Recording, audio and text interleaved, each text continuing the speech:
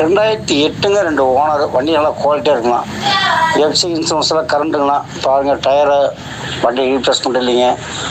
ஒரு 1:35 கிடைக்குங்கண்ணா. ஐடியானா கால் பண்ணுங்கண்ணா. 30 ரூபா கட்டினா லோன் பண்ணி கொடுத்தோம்.